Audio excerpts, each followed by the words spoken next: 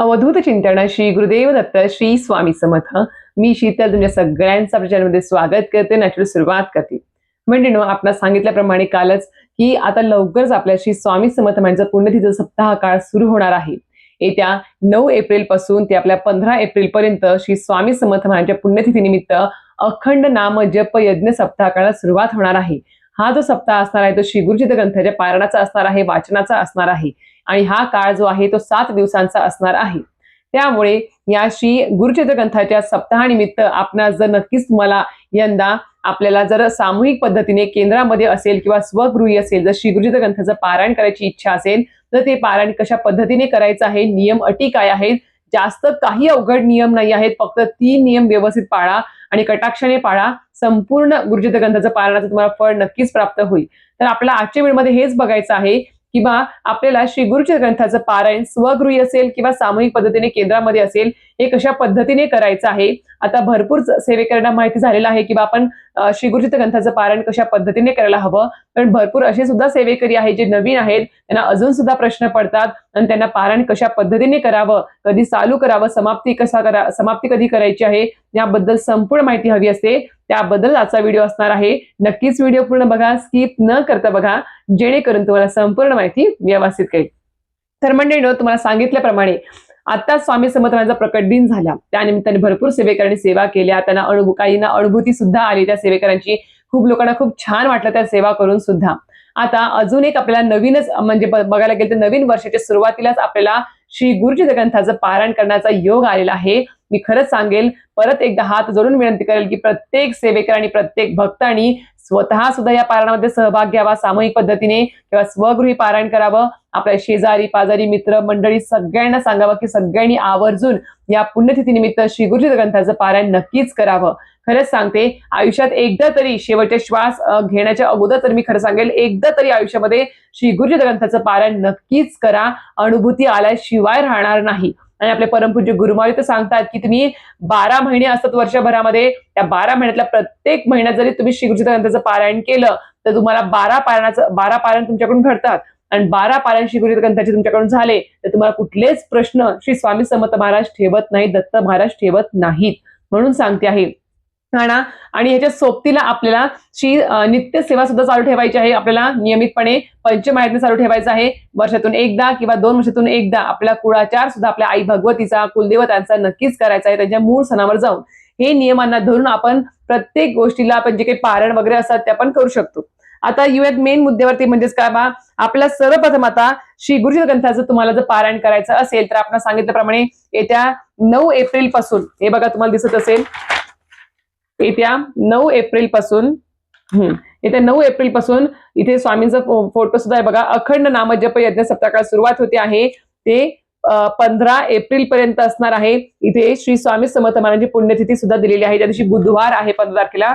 तर हा जो सप्ताह असणार आहे तो आपला मोजून 7 दिवसांचा असणार आहे. आता 7 दिवसांच्या या सप्ताहानिमित्त आपल्याला सर्वप्रथम कुठली गोष्ट लागणार आहे तर सर्वप्रथम आपल्याला श्री गुरुचरित्र हा दिंडोरपरी स्वामी समर्थ केंद्राद्वारे प्रकाशित केलेला परमपूज्य गुरुमाऊलींचा आशीर्वाद त्याच्यावरती आहे, परमपूज्य मुरदत्तांचा सुद्धा आशीर्वाद आहे. त्या सगळ्यांच्या आशीर्वादाने हा आपल्याला श्री गुरुचरित्र ग्रंथाचा हा जो ग्रंथ आहे तो आपल्याकडे असणं खूप गरजेचं आहे. त्यामुळे प्रत्येकाने आत्ताच ऑर्डर करा. तुम्हाला मी इथे एक नंबर पीप करते आहे, त्या दादांकडे कॉन्टॅक्ट करा. ते दादा तुमच्या जवळपास घराजवळ जर दिंडोरपरी स्वामी समर्थ केंद्र असेल तर तुम्हाला तिथला ऍड्रेस देतील, तिथे जाऊन तुम्ही तो हा ग्रंथ घेऊ शकता. आणि ज्यांच्या जवळपास केंद्रच नाही आहे त्यांना त्या व्यक्तींना दादा तुम्हाला घरपोच कुरिअर सुद्धा हे ग्रंथ करू शकणार आहेत. त्यामुळे नक्की सांगेल की हा ग्रंथ आजच मागवून घ्या ज्यांच्याकडे नाही आहे त्यांच्याकडे, कारण की आपल्याला वेळोवेळी या ग्रंथाचा आपल्याला उपयोग होणार आहे. आपल्याला सप्ताहानिमित्त असेल किंवा आपल्याला तुमच्या मनामध्ये जेव्हा येईल त्यावेळेस तुम्ही या ग्रंथाचं पारायण करू शकता. फक्त नियमांचं पालन करणं खूप महत्वाचं आहे. तर हा ग्रंथ खूप महत्वाचा आहे. ह्याच्या सोबतीलाच आपल्याला श्री विष्णू सहस्राम स्तोत्राची पोथी सुद्धा लागणार आहे आणि जपमाळ सुद्धा असायला पाहिजे. हे सर्व गोष्टी घेऊन आपल्याला 7 दिवसाचं पारायण पूर्ण करायचं असतं. आता सर्वप्रथम तुम्हाला सांगितलं हा ग्रंथ आपल्याकडे असणं खूप गरजेचं आहे. आता हा ग्रंथ आमचा खूप जुना आहे, खूप जुना आहे. त्यावेळेस हा 100 रुपयाला हा ग्रंथ होता. आता माझ्या लग्नाच्या अगोदर पासूनच आहे. याच्यावरती माझ्या मिस्टरांनी खूप पारायण केलेले आहेत. त्यानंतर आता लग्नानंतर सुद्धा आता मी पारायण करते, कधी ते पारायण करतात, पण कंटिन्यू वर्षाला पारायण चालूच आहे आमचं. आता ग्रंथ असायला हवा. आता सगळ्यात पहिला नियम म्हणजेच काय? आता 9 तारखेला सप्ताह सुरू होणार आहे, तर आपल्याला 8 तारखेलाच म्हणजे बुधवारी सगळ्यात प्रथम महिलांनी आणि कुमारिका ज्या बसणार आहेत पारायणाला त्यांनी आवर्जून काळजी घ्यायची की आपला मासिक धर्म झालेला असावा, किंवा 15 तारखेनंतर जर मासिक धर्म येणार असेल, डेट येणार असेल तर ठीक आहे, तुम्ही सप्ताहाला बसू शकता. पण तुम्हाला 9 एप्रिल पासून ते 15 एप्रिल पर्यंत जर मासिक धर्माची डेट असेल, तर पिरियडची डेट असेल, तर तुम्हाला बसू नका. तुम्ही इतर सुद्धा 7 दिवसांमध्ये सेवा असतात केंद्रामध्ये, त्या सेवांना तुम्ही सहभाग घ्या, चालेल, काही हरकत नाही. पण मासिक धर्म जर आला आणि किंवा सुतक विटाळ जर या सप्ताहाच्या 7 दिवसांमध्ये जर पडलं, तर मी एकच सांगेल, बाकीच्या दुसऱ्या पोथींच्या पारायणानुसार हे पारायण अर्धवट ठेवता येत नाही. काहीही केलं तरी, समजा तुम्ही 9 तारखेला पारायण केलं, 10 तारखेला पारायण वाचलं, 11 तारखेला सुद्धा पारायण वाचलं आणि 12 तुम्हाला सुतक विटाळ किंवा मासिक धर्म आला, तर तुम्ही म्हणताल की आता मी ते थांबवते आणि मासिक धर्म झाला की मग परत चालू करते. नाही, हे जमणार नाही. 12 तारखेला तुम्हाला जर काही अडचण आली, समजा नाही वाचायला शक्य झालं, तुम्हाला 12 तारखेला दुसरा एखादा सेवेकरी, शेजारी वगैरे कोणीतरी एखादी ताई दादा बघायचे आहेत की जे तुमचं हे वाचन पूर्ण करू शकतील उद्यापनापर्यंत. असं तुम्हाला हे करावं लागतं. त्यामुळे हे पारायण अर्धवट ठेवता येत नाही, हे तुम्हाला अगोदरच सांगते आहे. त्यामुळे प्लीज तुम्ही हात जोडून विनंती करेल की बा प्लीज हे पारायण अर्धवट ठेवू नका, त्यामुळे तुम्हाला दोष लागू शकतात. नियमांना बंधन आहे, नियमांचं पालन करायचं आहे. त्यामुळे गुरुचरित्र ग्रंथ हा असा ग्रंथ आहे ज्याला आपण अर्धवट सोडू शकत नाही, वाचन अर्धवट सोडू शकत नाही. बाहेरच्या एका व्यक्तीकडून किंवा केंद्रामध्ये सुद्धा बघा, ज्यावेळेस सामूहिक पद्धतीने पारायण चालू असतं त्यावेळेस एखादी व्यक्ती जर आली नाही वाचनाला, त्या ठिकाणी केंद्रातला एखादा व्यक्ती बसतो वाचनासाठी, पण ती जागा रिकामी ठेवली जात नाही. म्हणून सांगते आहे, हे पारायण अर्धवट सोडता येत नाही. आता 9 तारखेला पारायण सप्ताहाला सुरुवात होणार आहे, त्यामुळे 8 तारखेलाच तुम्हाला घर पूर्ण जर तुम्ही घरामध्ये पारायण करणार असाल तर घर स्वच्छ करायचं आहे, पूर्ण स्वच्छ करायचं आहे. गोमूत्र वगैरे टाकून सगळं काही घर स्वच्छ पाहिजे आहे, धूळ वगैरे सगळं सकाळी साफ करायचं आहे. त्यानंतर तुम्हाला 8 तारखेलाच तुम्हाला विनंतीचा नारळ असेल, अगरबत्ती, खडीसाखर हे तुम्हाला स्वामी समर्थ महाराजांच्या केंद्रामध्ये जाऊन या दत्त महाराजांच्या मंदिरामध्ये जाऊन तुम्हाला त्यांच्या चरणावर तिथे ठेवायचं आहे. विनंतीचा नारळ कशासाठी ठेवायचा असतो? कारण की आपण जे काही 7 दिवसांचं पारायण चालू करणार आहोत, त्या 7 दिवसाच्या पारायणामध्ये कुठलेही विघ्न अडचणी येऊ नये यासाठी आपलं 7 दिवसाचं पारायण निर्विघ्नपणे पार पडावं, कुठलेही संकट अडचणी विना पार पडावं अशी विनंती करायची असते स्वामी समर्थ महाराजांना, दत्त महाराजांना. त्यामुळे ते नारळ, खडीसाखर, अगरबत्ती हे आपल्याला 8 तारखेला बुधवारी 8 तारखेला बुधवारी आपल्याला ते केंद्रात ठेवायचं आहे. जवळपास केंद्र नाहीये, दत्त महाराजांचं मंदिर असेल तिथे ठेवा, चालेल. नसेल तर तुम्ही घरात जरी ठेवलं तरी सुद्धा चालेल. ज्यावेळेस उद्यापन होईल किंवा जेव्हा केव्हा तुम्ही जाता स्वामींच्या मठामध्ये, मंदिरामध्ये, त्यावेळेस तुम्ही तिथे नारायण घेऊन जा विनंतीचं आणि तिथे तुम्ही अर्पण करून या, चालेल. आता हे झालं. परत तुम्हाला 8 तारखेला विनंतीचा नारळ ठेवल्यानंतर तुम्हाला 8 तारखेलाच तुम्हाला काय करायचं आहे, तुम्हाला 4 श्वानाच्या म्हणजे 4 कुत्रे आणि 1 गाईचं तुम्हाला छोट्या छोट्या चपाती दामटे आपल्याला जे असतात ते आपल्याला त्यांच्या नावाच्या पटांगणामध्ये, अंगणामध्ये किंवा मैदानामध्ये, मोकळ्या मैदानात ठेवायच्या आहेत. अजून एक सांगेल, खूप लोकांचा प्रश्न येतो की ताई आम्हाला गाई भेटली नाही खाण्यासाठी, तिने ते नैवेद्य खाण्यासाठी त्या किंवा त्या चाणक्या खाण्यासाठी, किंवा आम्हाला कुत्रेच भेटले नाही, एकच कुत्रे भेटलं, मग काय करायचं ताई? तर असं काहीच नाही आहे. तुम्हाला फक्त त्यांच्या नावाच्या 4 तुम्हाला 4 श्वानाच्या 4 दामट्या चपात्या छोट्या छोट्या आणि 1 गाईचं 1 चपाती छोटीशी, असे 5 नैवेद्य तुम्हाला एका मोकळ्या जागेत ठेवून द्या त्यांच्या नावाने, जिथे प्राणी वगैरे येतात, तुम्हाला जागा माहिती असेल अशा ठिकाणी जाऊन ठेवून द्यायचं. तिथे तुम्हाला नमस्कार करायचा आहे आणि तिथे गायींनी आणि श्वानांनी हा नैवेद्य ग्रहण करावयाची विनंती करायची, बस. आणि घरी परत निघून यायचंय. ते येणार आणि मग खातात की नाही बघत बसायचं असं नाही. फक्त त्यांच्या नावाचं ते जाऊन ठेवून द्यायचा मोकळ्या जागेमध्ये. ती येतील तेव्हा येतील, खातील तेव्हा खातील, फक्त आपण त्यांच्या नावाचं नैवेद्य बाजूला काढायचं आहे. हा नियम आहे, हे करायचंच आहे बरं का. असं हे नाही केलं मग आम्ही लगेच पारायण बसू का, चालेल का, आम्हाला लक्षात नाही आलं की मी विसरलो ते करायला, चालणार नाही. हे करावंच लागतं तुम्हाला. विनंतीचा नारळ आणि हे 5 नैवेद्य ठेवावेच लागतात. त्यानंतर येतं ते म्हणजेच काय, आता 9 तारखेला तुम्हाला श्री गुरुचरित्र ग्रंथाचं पारायणाला सुरुवात करायची आहे. त्यामुळे 8 तारखेलाच तुम्ही जर स्वगृही पारायण करणार असाल तर तुम्ही जागा आधीच बघून ठेवा की या ठिकाणीच मी माझं पारायण वाचन 7 दिवस करणार आहे. आपल्याला असा नियम असतो की ही पोथी एका ठिकाणी पहिल्या दिवशी ठेवली, 9 तारखेला जर आपण पोथी एका जागेवर ठेवली घरात, त्या जागेवरून तुम्हाला उद्यापनापर्यंत ती पोथी हलवता येत नाही. नाहीतर मी आज इथे ठेवली, उद्या तिथे जागा नाहीये, मी दुसऱ्या ठिकाणी बसून वाचते, जमणार नाही. तुम्हाला घरामध्ये जर पारायण करायचं असेल तर एकाच जागेवरती 7 दिवस बसून तुम्हाला ते पारायण करावं लागतं. त्यामुळे आधीच जागा निश्चित करा की तिथे कुठलीही अडगळ येणार नाही, कुठे शिवत होणार नाही, कोणी लहान मुलं त्याला हात लावणार नाही, याची तुम्हाला काळजी घ्यायची नाही. अशा जागेवर तुम्हाला ते पोथीचं पारायण करायचं आहे. अजून एक गोष्ट, ज्यावेळेस तुम्ही पोथीचं वाचन करता 7 दिवस, त्यावेळेस ती पोथी वाचून झाल्यावर अशी उघडी ठेवायची नाही. पाटावर खूप जण ठेवतात, ठेवायची नाही, चुकीची पद्धत आहे. पोथी तुम्हाला वाचून झाली की तुम्हाला एखादा स्वच्छ वस्त्र घ्यायचं आहे, पिवळं लाल कुठलं पण घ्या, एखादं ब्लाऊज पीस घ्या धुतलेलं किंवा नवीन. अशा प्रकारे वाचन झालं की तुम्हाला ती झाकून ठेवायची आहे. आणि सप्ताह संपल्यानंतर सुद्धा तुम्हाला पोथी घरामध्ये झाकूनच ठेवायची असते, उघडी ठेवायची नाही. त्याचं पावित्र्य राखलं गेलं पाहिजे. एवढा पवित्र हा ग्रंथ आहे, 5वा वेद मानला गेलेला हा ग्रंथ आहे, म्हणून याची आपल्याला काळजी घ्यायची आहे. हे झालं. त्यानंतर तुम्हाला सांगितल्याप्रमाणे एकच जागा निश्चित करायची त्या आणि देवघरासमोर तुम्हाला सांगेल किंवा तुम्ही पूजा मांडणी करू नका, पारायण वाचन करू नका. कारण की रोजच्या रोज आपल्याला देवपूजा करावी लागते. देवपूजा करत असताना चुकून सुद्धा जर आपली पोथी हल्ली केली, आपल्याला त्याची भीती असते. त्यामुळे देवघरासमोर बसून आपण हे पारायण वाचू नका. एका देवघराच्या बाजूला असेल किंवा हॉलमध्ये एखादी जागा असेल त्या ठिकाणी तुम्ही ते वाचन करू शकता. पण देवपूजा करताना ही पोथी हलू शकते, त्यावर काही सांडू शकतं, तेल सांडू शकतं, काही पण होऊ शकतं. त्यामुळे त्याचं पावित्र्य राखायचं आहे आपल्याला आणि ती हलवायची सुद्धा नाही आहे. त्यामुळे सांगते आहे. हे झालं. आता आपण पूजा मांडणीचं कसं आहे 7 दिवस कशी करण्यासाठी आपण एक सेपरेट व्हिडिओ बघूया. पण आज आपण याचे नियम बघूयात. हे केल्यानंतर 9 तारखेला ठीक आहे, 9 तारखेला तुम्ही ज्यावेळेस पूजा मांडणी करताल किंवा थोडासा वेळ लागू शकतो, तुम्ही त्या दिवशी थोडी अनिश्चित काळ होऊ शकतो वाचनाचा. पण नंतर 10 तारखेपासून तुम्हाला एकच टाइम ठरवायचा आणि त्याच टाइमला बसून तुम्हाला ते 7 दिवस पारायण पूर्ण करायचं आहे. नाहीतर मी आज सकाळी वाचलं, उद्या दुपारी वाचते, परवा मग सकाळी 10 वाजता वाचते, असं नाही. एकदा तुम्ही ठरवलं की ब्रह्ममुहूर्तातच मी वाचलं तर ब्रह्ममुहूर्तावरच मला ते रोज वाचायचं, त्याच टायमिंगला उठून त्याच टायमिंगला वाचायचं आहे, जेणेकरून शिस्त लागते आपल्याला आणि आपल्याला शरीराला सुद्धा काही त्रास होत नाही. म्हणून सांगते आहे. आता वाचन कधी करायचं आहे तर पहाटे 3 वाजल्यापासून दुपारी 4 वाजेपर्यंत याचं वाचन करायचं असतं.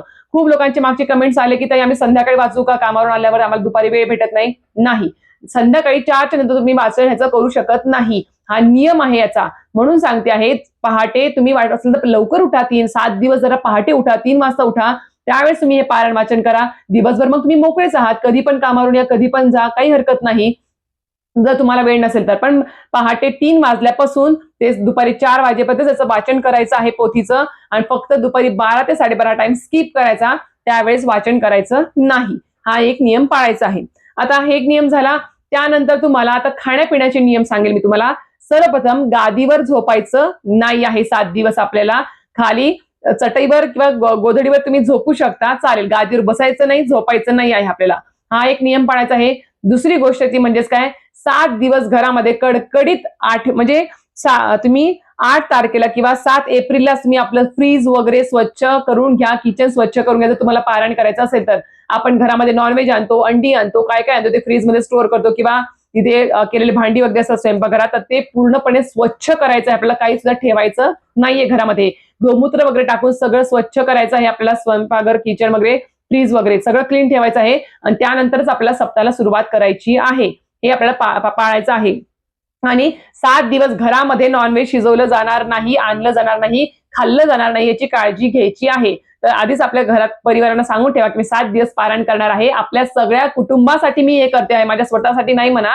आपल्या कुटुंबाचं रक्षण व्हावं, कुटुंबाचं कल्याण व्हावं, आपल्यावरती स्वामी कृपा व्हावी, दत्त कृपा व्हावी, यासाठी मी सगळ्यांसाठी, सगळ्यांच्या भल्यासाठी मी हे पारायण करते आहे म्हणा. त्यामुळे सगळ्यांनी 7 दिवस मला साथ द्या म्हणायचं, सोबत द्या म्हणायचं, बस एवढंच त्यांना सांगायचं, बस. बाकी काही नाही. बाकी सगळं काही स्वामी मला सगळं नीट करणार आहेत, हे पण त्यांना सांगायचं. पण ती व्यक्ती ऐकत नाही, तिला खावंच लागत नाही, तिला करून देऊ का नाही. कसं असतं, आपण घरामध्ये पारायण करतोय, दत्त महाराज पारायणाद्वारे आपल्या घरात आलेले असतात सूक्ष्म स्वरूपामध्ये आणि हे शाश्वत सत्य आहे. ज्या ठिकाणी श्रीगुरुजी ग्रंथाचं पारायण चालू असतं त्या ठिकाणी सूक्ष्म स्वरूपामध्ये दत्त महाराज इथे उपस्थित असतातच. म्हणून सांगते आहे, दत्त महाराजांचं कुठलेही पारायण किंवा कुठलीही सेवा करत असताना घरामध्ये नॉनव्हेज खाल्लं जाऊ नये, केलं जाऊ नये, आणलं जाऊ नये. व्यसन नाही, कुठलंच मांसाहार नाही, ह्याचे नियम तुम्हाला पाळावेच लागतील. त्यानंतर आहे परान्न कडकडीत बंद ठेवायचं आहे. जो वाचन करणारी व्यक्ती आहे तिने शेजारी पाजारी, लग्न समारंभ कुठलंच अन्न खायचं नाही आहे. फक्त आणि फक्त आपल्या घरातली आई, बहीण, मुलगी, नवरा असेल किंवा स्वतः केलेलंच अन्न आपल्याला शिजवून खायचं आहे, बस. बाकी कुठल्याही बाहेरच्या नातेवाईकांच्या कुठल्याही समारंभातला जाऊन खायचं नाही आहे आपल्याला. हे कडकडीत नियम आहेत, आपल्याला पाळायचेच आहेत. आता खाण्याचे नियम म्हणजे काय, तुम्हाला एक धान्यच खायचं आहे. म्हणजेच काय, पहिल्या दिवशी तुम्ही 9 तारखेला जर ठरवलं की मी आता आज भाकरी खाते आहे, तर 7 दिवस तुम्हाला उद्यापन होईपर्यंत भाकरीच खावी लागेल. चपाती ठरवली तर चपातीच खावी लागेल. किंवा तुम्ही तांदूळ ठेवलं तर 7 दिवस भातच खावा लागेल, चपाती भाकरी खाता येणार नाही. बाजरी ठेवलं तर बाजरी तुम्हाला 7 दिवस खावी लागेल, ज्वारी गहू भात खाता येणार नाही. एकच धान्य तुम्हाला निवडायचं आहे, ते एक धान्य तुम्हाला 7 दिवस खायचं आहे. त्यानंतर कांदा लसूण विरहित भाज्या खायच्या आहेत. त्याच्यामध्ये तुम्हाला द्विदल धान्य वापरायचे नाही, कांदा लसूण वापरायचं नाही. फक्त हळद तिखट मीठ एवढंच असावं. बाकी सगळ्या तुम्ही ते भाज्या खाऊ शकता. फक्त उष्णतेच्या भाज्या खाऊ नका. आता ऊन पण खूप आहे, उष्णता खूप वाढली आहे, त्यामुळे वांग असेल गवार असेल ज्या खूप गरम उष्णता म्हणजे भाज्या आहेत त्या खाऊ नका, जेणेकरून तुमच्या शरीरामध्ये आधीच पारणामुळे उष्णता वाढलेली असते, त्यामुळे ते उष्णतेत भाज्या खाऊन तुम्हाला तो त्रास होऊ शकतो. म्हणून सात्विक आहार घ्यायचा आहे. जास्तीत जास्त फलहार ताक दूध दही फळं हे सगळं खा, चालेल, काही हरकत नाही. स्वतःच्या पैशाने आणलेला पदार्थ तुम्ही खाऊ शकता, बाजारातून आणला, फक्त त्याच्यामध्ये कांदा लसूण नसावा आणि ते आपल्याला कडकडीत बंद ठेवायचं आहे. हे नियम आहेत. आणि अजून एक 7 दिवस ब्रह्मचर्याचं पालन करायचंच आहे. ब्रह्मचर्याचा आपल्याला नियम मोडायचा नाही आहे. ब्रह्मचर्याचं कडकडीत पालन करायचं आहे 7 दिवस आपल्याला. हे नियम आहेत त्याचे. सोबत तुम्हाला सांगितल्याप्रमाणे 7 दिवस अजून एक गोष्ट करायची, ती म्हणजेच काय, पारायण करतो आहे, नियम पाळतो आहे. अजून एक सगळ्यात मोठा नियम पाळायचा आहे. जो पारायण करतो आहे ते पारायण आपल्याला विश्वास म्हणजे श्रद्धा ठेवून ते पारायण करायचं आहे. आणि अजून एक महत्वाची गोष्ट म्हणजे 7 दिवस कोणाबद्दलही ईर्ष्या बाळगायची नाही, कोणाबद्दलही काही वाईट बोलायचं नाही, मनामध्ये विचार वाईट आणायचे नाहीत, कोणाबद्दलही आपल्या तोंडातून अपशब्द निघतील याची काळजी घ्यायची आहे. बिलकुलच काही बोलायचं नाही. नाहीतर इकडे आपण पारायण करतो, नियम पाळतो आणि इकडे एखाद्याला नाव ठेवतो आहे, 4 बायकात बसून आपण उचापत्या करतो आहे, कोणाला तरी नावं ठेवतोय, असं करायचं नाही. 7 दिवस फक्त आणि फक्त नामस्मरणातच आपलं वेळ गेला पाहिजे. वाचन संपलं की नामस्मरण किंवा स्तोत्र मंत्र लावून द्यायची. त्यामुळे आपले पूर्ण आध्यात्मिक प्रगती होतेच होते, पण सोबत आपल्याला सगळं स्वामी समर्थ महाराज बघतात की दत्त महाराज बघतात बरं का, की तुम्ही फक्त पारायणच करत आहात की तुमचे विचार सुद्धा शुद्ध आहेत. श्रद्धा तेवढी महत्वाची असते. म्हणून सांगते आहे, हा पण नियम पाळायचा आहे.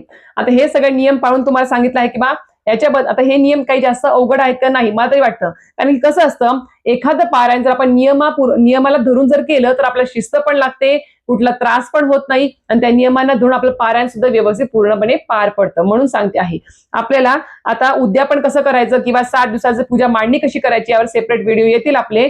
आता तो कारण की एकच व्हिडिओ खूप मोठा होऊन जातो, म्हणून सांगते आहे. तर हे नियम पाळायचे आहेत. अजून पण काही प्रश्न असतील तर नक्कीच कमेंट बॉक्समध्ये विचारा. आणि तुम्हाला फक्त थोडक्यात मी आता ओरली सांगितलेल्या ह्या गोष्टी. आणि अजून एक गोष्ट, हे सगळे नियम पाळत असताना जर काही तुम्हाला समजा, परत एकदा सांगते आहे की बा काही अडचण, समजा मासिक धर्म आला किंवा सुतक विटाळ पडलं, तर मी खरं सांगते आधीच एखादी व्यक्ती तुम्ही शोधून ठेवा की जी तुमचं पारायण पूर्ण करू शकेल शेवटपर्यंत, याची काळजी नक्की घ्यायची आहे. अशा प्रकारे तुम्हाला या सर्व नियमांचं सांगितलेलं आहे. या नियमांना धरूनच तुम्हाला आपला हे श्री गुरुचरित्र ग्रंथाचं 7 दिवसांचं श्री स्वामी समर्थ म्हणजे पुण्यतिथी निमित्त पारायण पूर्ण करायचं आहे. आणि जे केंद्रामध्ये पारायणाला बसतात ना, त्यांना सगळं काही जागा वगैरे दिलेली असते, त्या जागेवर त्यांना रोज फक्त जाऊन बसायचं असतं आणि वाचन करायचं असतं. त्यांना काही तिथे काही जास्त करायचं नाही. सगळ्यांच्या पद्धतीने सामूहिक पद्धतीने नैवेद्य देखील दाखवला जातो, त्यामुळे ती पण एक सगळं गोष्ट होते. त्यामुळे सामूहिक पद्धतीने सेवा करण्याला जास्त काही अवघड जात नाही. पण जे घरामध्ये पारायण करतात ना, त्यांना खूप जास्त काळजी घ्यावी लागते, पोथीची, पारायणाची, त्या जागेची किंवा आपल्या सर्व गोष्टींची सुद्धा काळजी घ्यावी लागते. म्हणूनच आपल्याला स्वगृही पारायण करण्यापेक्षा 100 पटीने जास्त पुण्य प्राप्त करून घ्यायचं असेल तर सामूहिक सेवेला जास्त प्राधान्य द्या.